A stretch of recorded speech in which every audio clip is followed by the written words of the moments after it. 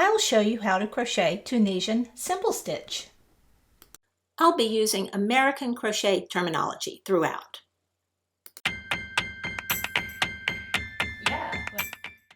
For Tunisian Simple Stitch, you'll need a Tunisian crochet hook or Afghan crochet hook, and you'll want to use a larger size than you would normally use for a particular yarn. So in this case, I have worsted weight yarn.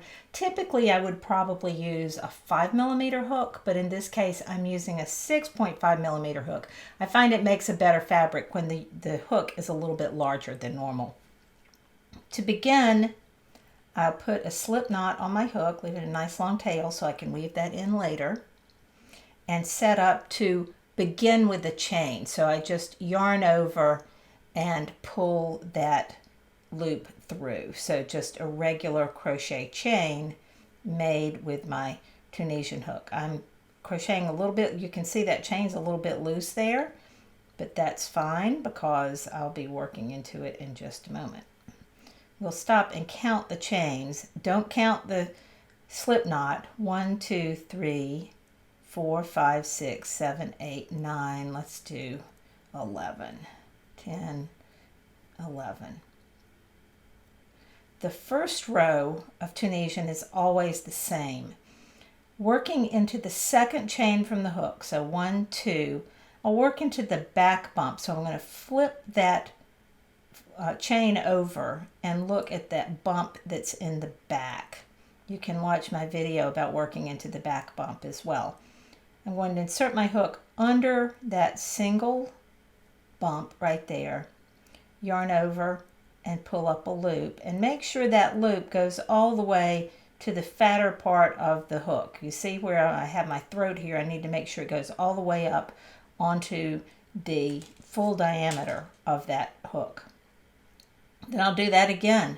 Go into the next bump, yarn over, pull up a loop, make sure it goes all the way up here. Do that all the way across. So I'm working into the back bump of each of those chains. And unlike regular crochet, I'm not doing anything with those loops. I'm just loading up my hook with those loops all the way across. And I'll stop and count my loops. Now remember, I chained 11.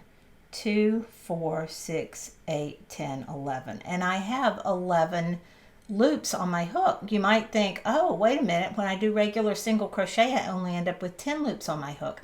But in Tunisian, you end up with the same number of loops as you chained. So this was my forward pass for my foundation row. The return pass is going to be the same on all the rows. I'll do a yarn over and pull through one loop. That's my chain one at the beginning of the row. Then yarn over and pull through 2 loops all the way across. Yarn over, pull through 2. This helps unload my hook. Notice I loaded up my hook with loops, and now I am unloading it by doing a yarn over and pull through 2. At the end of the row, I have my last yarn over and pull through 2, and there I have finished my forward pass and my return pass to finish my first row. Notice that I have a lot of vertical loops here, all those little vertical bars.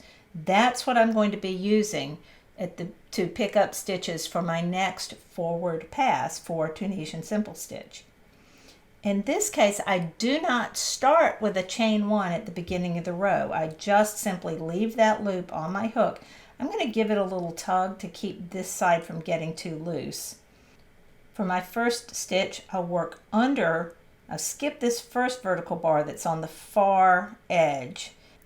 Work under that bar from left to right, yarn over, and pull up a loop. Same thing on the next one. Work under the next bar from left to right, yarn over, and pull up a loop. Do that all the way across, loading up your hook. Make sure you're giving plenty of space there. You don't want your piece to curl forward any more than you can help. Tunisian Simple Stitch will curl a bit. It will curl forward. You can mitigate that by using a larger hook and by blocking it when you're finished. Here I've loaded up my hook. I'm at my last stitch. You see I have 2, 4, 6, 8, 10 stitches. At the end I don't work under just one strand. I sort of turn it this way and take a look, put it under those 2 strands right there. Yarn over and pull up a loop. There I have loaded up my hook with my 11 loops. It's time to do a return pass. They all work the same way. Yarn over, pull through 1, then yarn over, pull through 2 all the way across. You want to make sure you're not pulling too tightly on that first stitch of this row. And then when you get to the end of the row and start your next forward pass, you probably want to do a snugging up of the working yarn. It tends to be that the beginning of the forward pass row gets a little bit loose and the end of the forward pass row gets tight, and so you get a piece that's not square and straight along here. So you want to just give a little tug on this side and make sure you've got it a little loose on this side.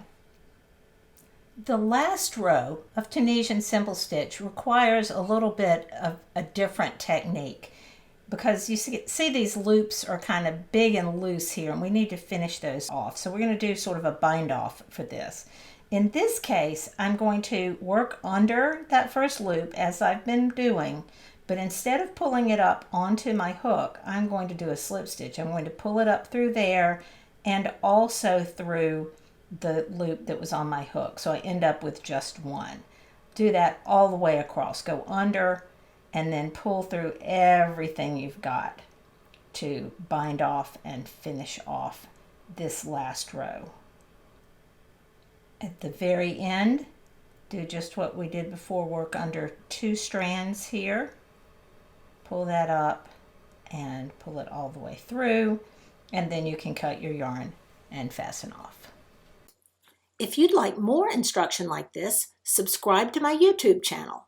Check out the links in the video notes for more ways you can find me. Thanks for watching.